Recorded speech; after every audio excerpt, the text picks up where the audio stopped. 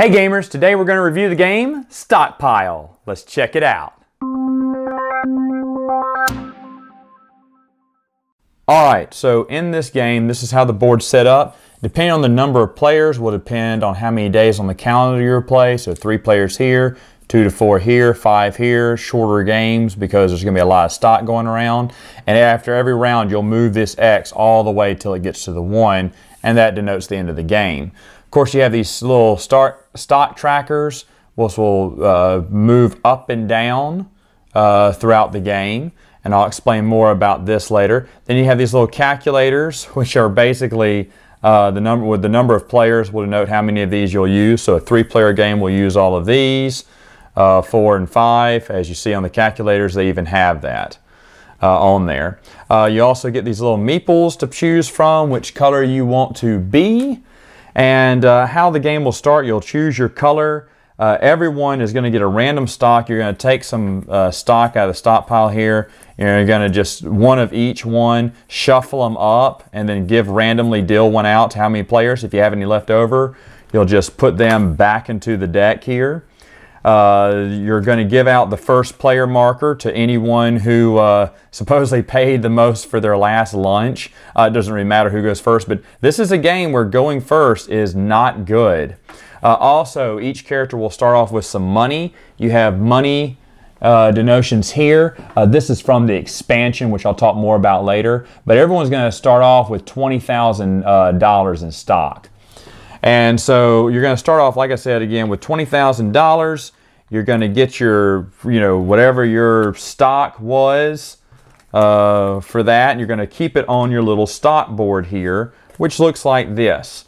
So let's say I just got one randomly. I have some stock in Bottom Line Bank. I'm going to hide it from the other players and put it here. If the stock ever splits, you'll place it over here in the 2 times booth, which just tells you it's worth double the amount of whatever it's showing on the board, which I'll get to again in a minute. So the game has 6 phases. The first one is the information phase. And what you're going to do, you have these forecast cards and these company cards. And what you're going to do is you're going to deal one out to each player. Now, the company cards are basically the names of each one of the companies that you see on the board. And the forecast cards can be anything. They can denote stock paying out dividends, going up, going down, there's a little bit of everything in there. And so what you're going to do is you're going to just randomly give them out to players. And so, for instance, let's say I just got these 2. Well, this is my secret information. I know that Bottom Line Bank, hey, I got some stock in them, is going up 2 at the end of the round. Well, that's really good because I got some of that stock, so I'm going to hold on to that. Now, once every player has gotten something, you're going to take another random stock card, place it face up, and then place an adjoining forecast card by it. So in this instance, Cosmic Computers, we all know, is going to go down after the round. It's going to go down by 2. So you put that on the board. That's public knowledge for everyone. And of course, then I have my own secret knowledge. And all players have their secret knowledge of what stocks are going up and down throughout the round. Next up is the supply phase. What you're going to do here is you're going to take one card and you're going to place it face up on the deck per number of players. So here I have those 3 cards up there. Then you're going to deal out 2 cards to each player. And what they're going to do is they're going to take these 2 cards and they're going to look at them, and they're going to place one face up and the other face down. Now, it doesn't really matter which is which. It's up to the player on what they want to do. And they can place them in the same pile. So, for instance, if I wanted to do this, I could and make a really nice long pile there. Or if I wanted to split them up and put them here or put them here. See what I'm saying? And so all the players will go around. This player did this, and the last player did that. Okay? So like I said, they don't have to be even. And then once everyone has done that, then you're going to go to the demand phase. And this is where you're going to be bidding with your little meeples. So let's get out red, yellow, and blue. Of course, you can bid. You can start the bidding at 0. Someone's going to win one of these for free in the game. And then if I want to outbid them, I can vote on any track above them. Now, if I vote on 15, that means I'm paying $15,000. Once someone gets here for 25, that's it. That thing's going to be bought. You can't outbid a 25. This player would have to go somewhere else and start bidding. Maybe he wants to start a bidding war with a blue player and so on and so forth, and blue player goes here.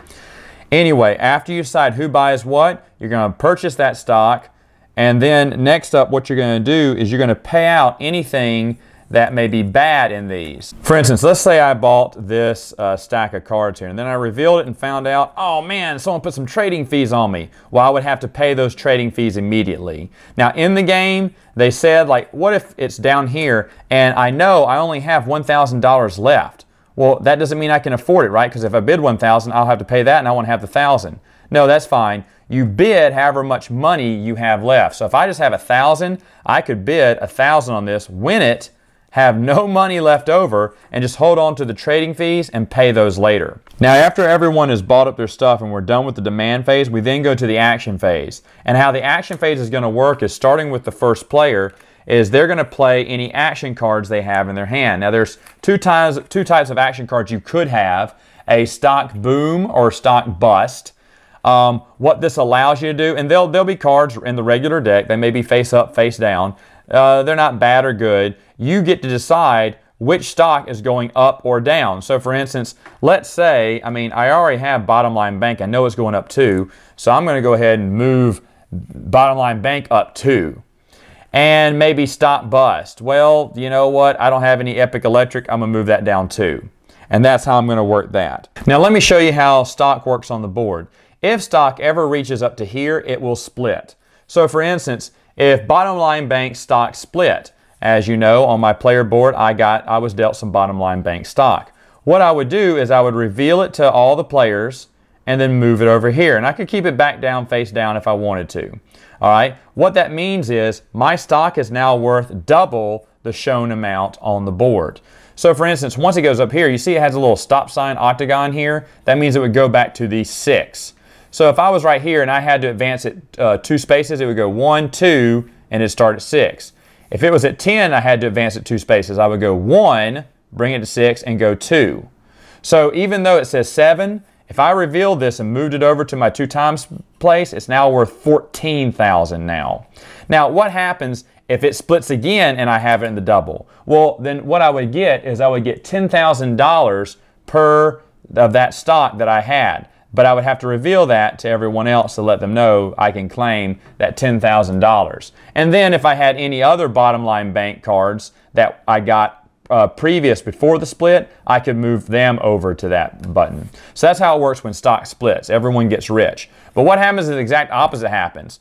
Like for instance, let's say Epic Electric, crashes out. Well, when it goes to trash here, you have to dump all of your Epic Electric cards in both your portfolios here. So regardless of where you have the Epic Electric, if it goes bust, then you have to dump all your stock, discard it all, and then this little trash button goes to 5 again, and it just recuperates. So that's how stocks can boom or bust during the game. Now after the action phase is the selling phase. In the selling phase, what everyone's going to do is they're going to decide whatever stock they have in their hand. Let's say I have this type of stock here, and I'm like, what do I want to sell? Well, I know Cosmic Computer is going down by 2. It's worth 5 right now, but at the end of this round, it'll be worth 3. I'm going to go ahead and dump this and cash it in for $5,000. And so I would do that. And it would go around the board, which means the player who's playing last gets to see what everyone else is dumping in stock, and they may have the most information. So like I said, again, it hurts to go first. You want to go last in this game. But anyway, you could sell whatever you had and sell your stock. Now after you've done the selling phase, it then goes to the movement phase. And the movement phase, what each player is going to do, starting with the first player, is they're going to reveal what they had. So remember, I'd already moved Bottom Line Bank up 2, and I said, hey guys, guess what? Bottom Line Bank just went up 2 more. And everyone would reveal, and then we do Cosmic Computers, which of course, as we see, went down 2. Boo-hoo-hoo. So Cosmic Computers goes down a little bit. And then you would reshuffle and play the game over again. Now, there are other cards in this deck, on the forecast deck, like I said, that pay dividends. Here it is, one of these. All right, these cards play dividends. If this card gets revealed, or it's up here, that means at that turn, then anyone who has that particular stock will get $2,000 from the bank. Now, if you have this and it's in your 2 times folder, meaning it had split, well, in that case, you would get $4,000 from the bank because you own twice as much. So that's what these little cards mean if they have the little dollar emblem on them. Now at the end of the game, after all the rounds are over, everyone is going to add up all their stock and, you know, cash out. And of course you may use bigger denominations when cashing out, but you're going to cash out all of your stock, any other bonuses you got. Also, the game comes with these little tiles. Actually, this is the expansion, not the regular game.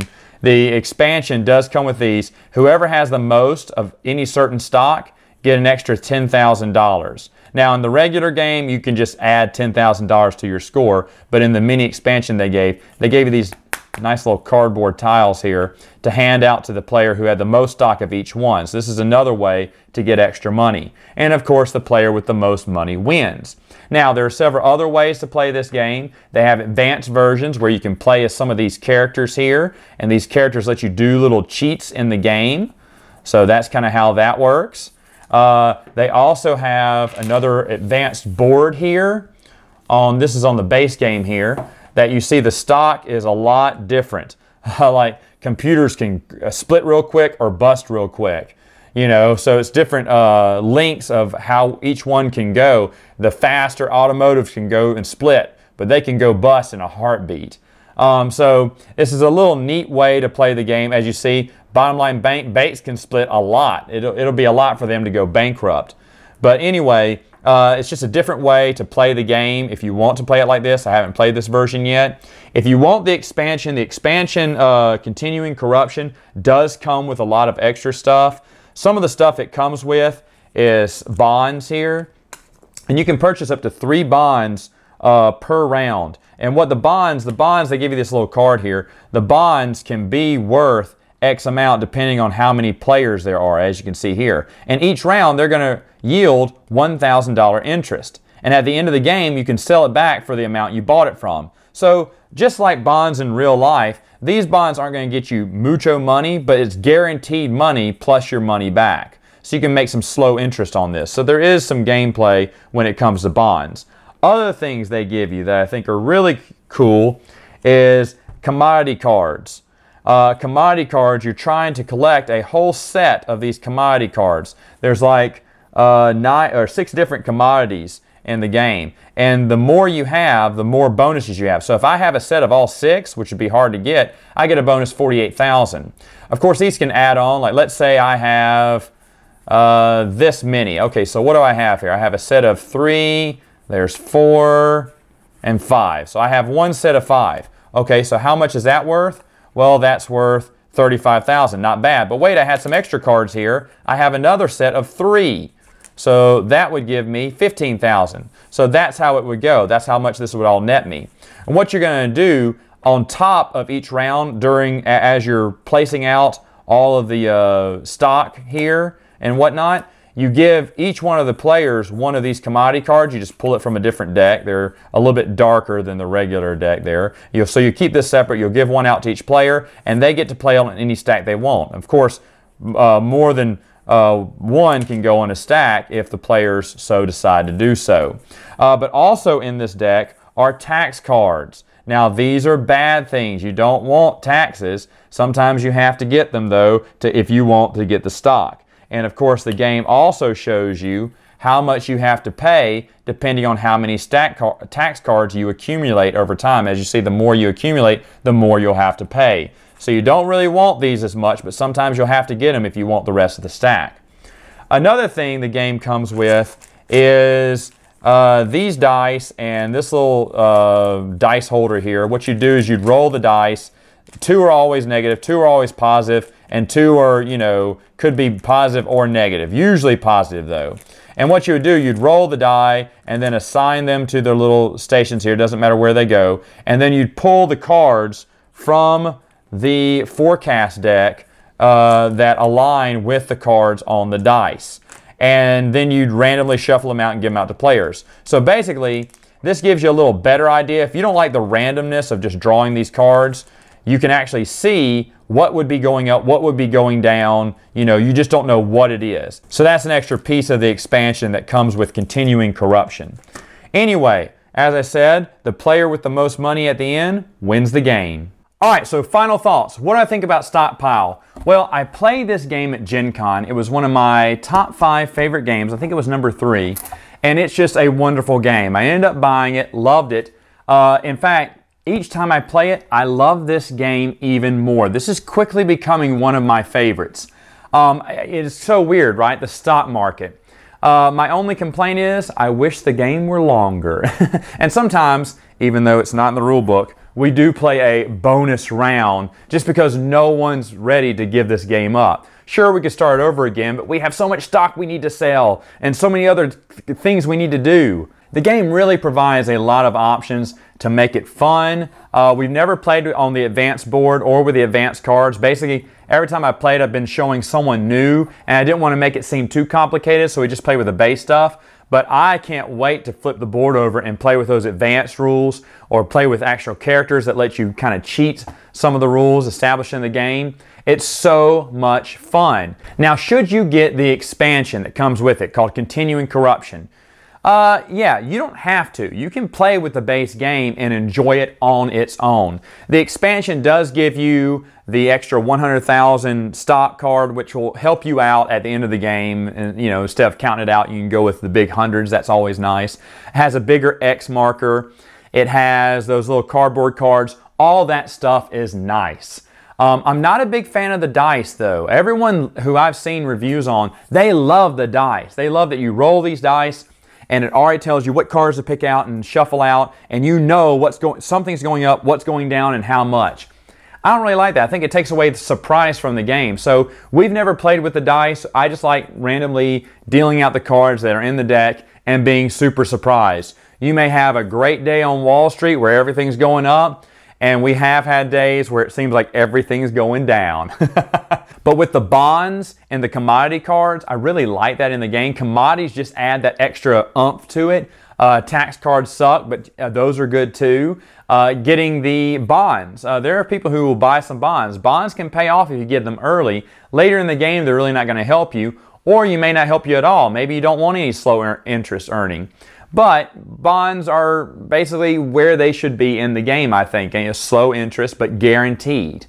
So you have to really figure out how you want to spend your money, where you want to place your bets, when you want to sell your stock. Sometimes it's so hard, you want to hold on to the stock, especially at the end, because the person who has the most stock in each one will get an extra 10,000. So if I can hold on to this deadbeat stock, if it doesn't go bust, I get $10,000 at the end of the game. That usually makes a difference on how you keep stock. Man, when something splits, it may be time to sell, baby. And you may be sell, sell, sell, sell, sell. It's all about strategy. You never, and that's another thing, you never know who's going to win this game. Sometimes people don't even want to reveal what stock they have to get the bonuses, because if they don't reveal it, then maybe no one will know how much stock they have of that thing, and they're going for that $10,000 marker at the end. I'm telling you, the game is brilliant. To have a game based on the stock market, which seems overall boring, and make it this fun, that is incredible. So, if this looks like the game for you, then let me tell you, it is the game for you. You don't have to have the expansion, but the expansion is nice. All right, gamers, that's all the time I have for now. Until next time, game on.